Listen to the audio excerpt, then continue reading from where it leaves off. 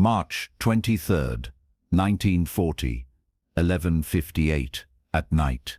Bumpy Johnson stood alone on Pier 34, looking out at the black water of the East River. Behind him the city hummed with distant life. But here, at the end of this pier, there was only silence, darkness, and the smell of oil and dead fish. Bumpy knew he was walking into a trap, had known for 3 days, ever since word reached him that Murder Incorporated had taken a contract on his life. $50,000 from someone inside his own organization who'd decided the easiest way to solve the Bumpy Johnson problem was to pay the best killers in America to make him disappear. Murder Incorporated, the enforcement arm of the National Crime Syndicate, professional killers based in Brooklyn who took contracts from mobsters across the country. They'd killed hundreds, and leading the team sent to kill Bumpy was Abraham "Kid" Twist Reles, 5'5", 140 pounds, and the most prolific killer Murder Inc. had ever produced. 30 confirmed murders, probably twice that many unconfirmed. Reles didn't just kill people, he studied them, learned their routines, their weaknesses. Then he killed them in ways that sent messages. Reles had called for this meeting. Come alone to Pier 34 at midnight. No guns, no backup, or we'll hunt you through Harlem for the next 6 months. And everyone who helps you ends up in the river. Bumpy had considered running, leave New York, start over somewhere Murder Inc. wouldn't follow. But running meant abandoning Harlem, abandoning everything he'd built over 15 years. He could fight, bring 20 men, turn this into a war zone. But that meant war with the entire syndicate. Or he could do what he was doing now, walk onto that pier alone, unarmed, and bet his life on the one weapon he'd always relied on: words, psychology. The ability to make people question themselves. Bumpy heard them before he saw them. Footsteps on the wooden pier, multiple sets, moving in formation, professional. He turned slowly, hands visible, and watched as 6 men emerged from the shadows. Reles walked in front, short, compact, wearing a dark overcoat and fedora. Behind him came 5 others. Pittsburgh Phil Strauss, known for strangling victims with rope, Happy Malion, called that because he smiled while he worked. The other 3 unfamiliar, but all with the same look. Dead eyes, hands in pockets where guns were hidden. Reles stopped 10 feet away. The other 5 spread out, creating a semicircle that blocked any escape. Many details of this era were never officially recorded. If stories like this interest you, feel free to subscribe and stay with us. Bumpy Johnson, Reles said. His voice was higher than you'd expect, almost friendly. You actually came. Most guys would have run or brought an army, but you came alone. You said alone, Bumpy replied, voice calm. I figured you'd appreciate the respect. Reles smiled, a predator's smile. You know how many guys I've killed who thought respect would save them? All of them. Every single one begged, offered money, promised loyalty, and they all died anyway. Because respect doesn't stop bullets. So why aren't you shooting? Professional courtesy. I like to let a man know why he's dying. Reles pulled a .38 revolver from his coat. You got a contract. $50,000. I don't know who paid it, and I don't care.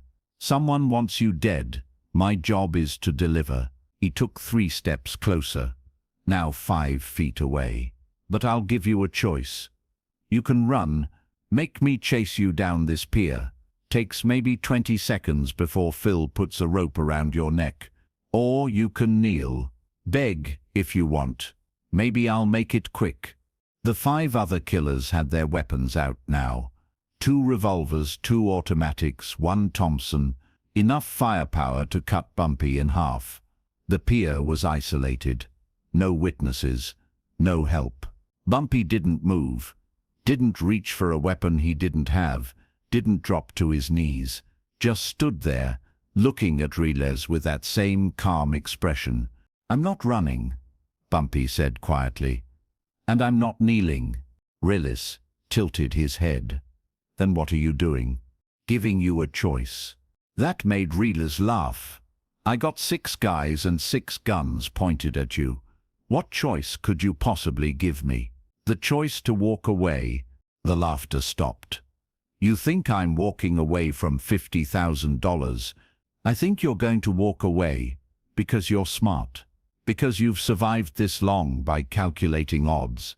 And right now, Abe, the odds of you pulling that trigger aren't as good as you think." Reles raised the gun, pointed it directly at Bumpy's face. "Explain. You kill me tonight.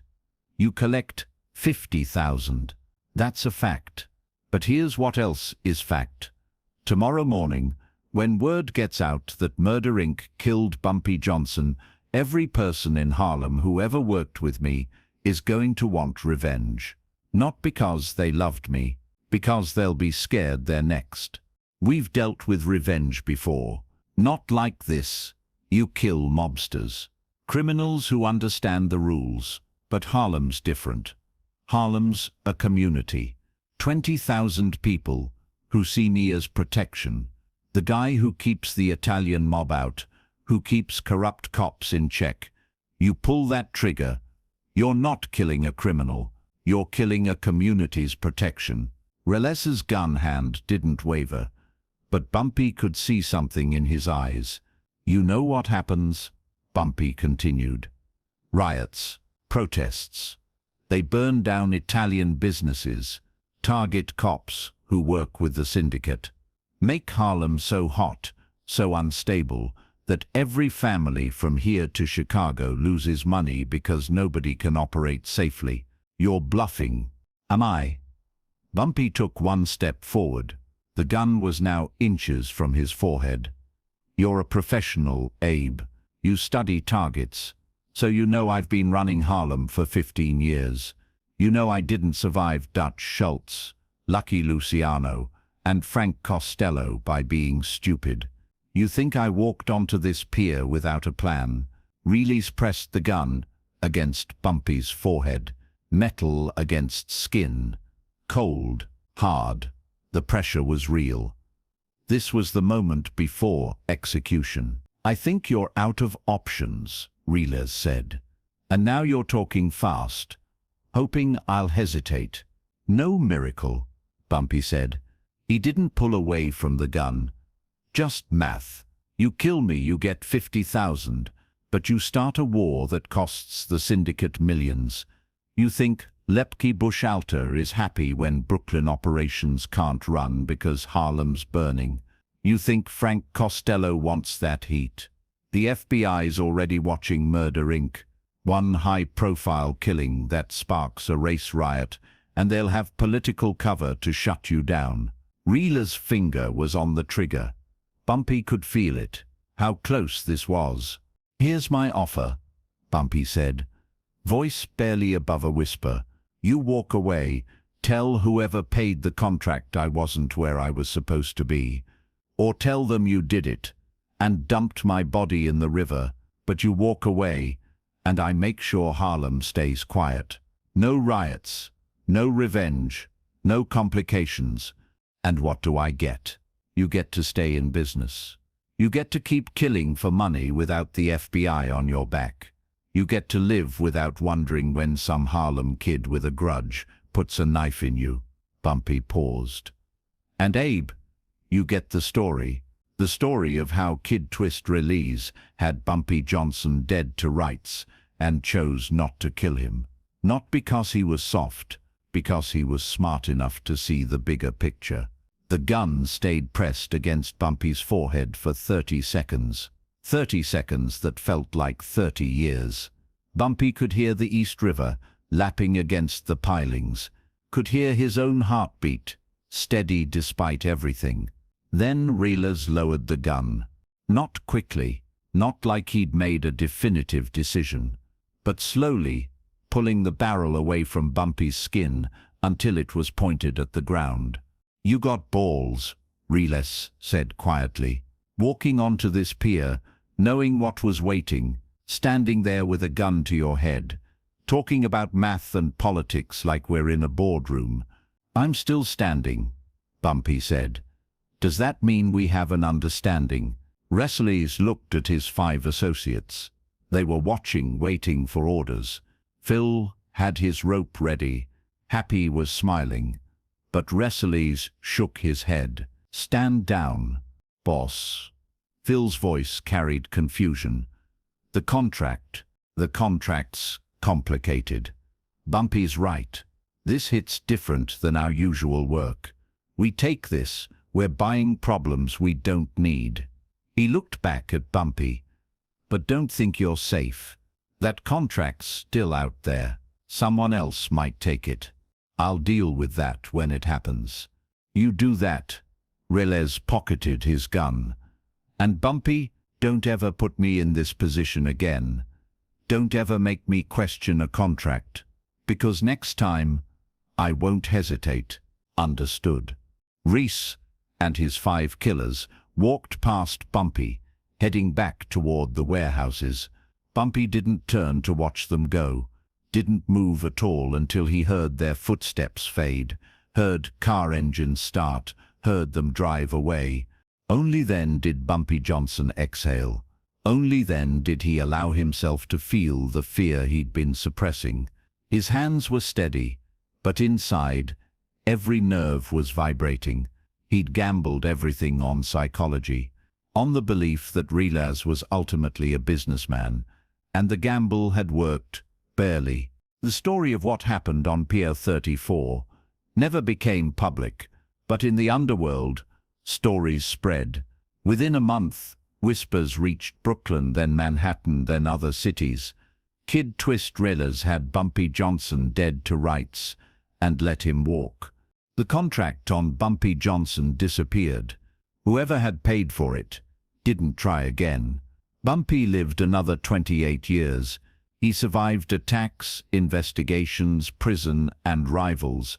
But he never forgot March 23rd, 1940.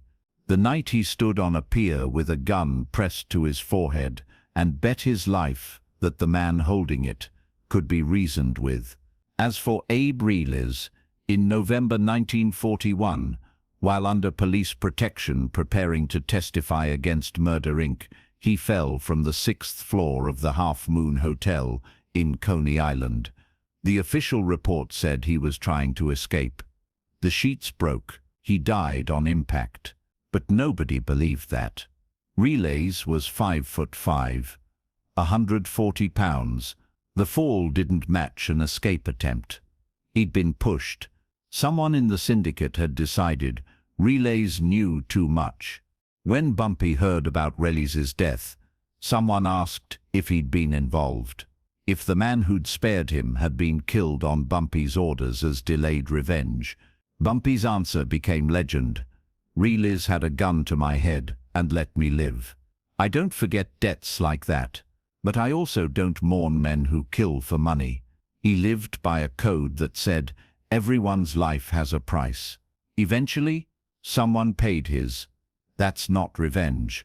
That's not revenge. That's mathematics. Whether Bumpy had been involved, nobody ever proved. But the symmetry was noted. Reles had let Bumpy live in 1940 by calculating that killing him wasn't worth the complications. In 1941, someone calculated that keeping Reles alive wasn't worth the risk. The pier became a landmark in Harlem folklore. Old-timers would tell young hustlers about the night Bumpy Johnson faced Murder Inc. alone, and walked away. They'd exaggerate, say there were 12 killers, say Bumpy had a secret weapon, say divine intervention saved him. But the truth was simpler and more powerful. Bumpy Johnson, unarmed and alone, had stared down the barrel of a gun held by one of the deadliest killers in American history and survived through understanding human nature. through knowing that even professional killers had calculations that went beyond the simple math of a contract. March 23rd, 1940. Pier 34. One man, 6 guns, 30 seconds with a barrel pressed against his forehead, and the quiet voice that said, "You have a choice." That was power, not the power of violence, the power of certainty, the power of making your enemy question everything while you questioned nothing. Bumpy Johnson had the one thing that kept him alive when every other weapon failed, the absolute conviction that he understood the game better than anyone else playing it. If you enjoyed this story, please like the video and subscribe to the channel. Turn on notifications for future stories and let us know where you're watching from.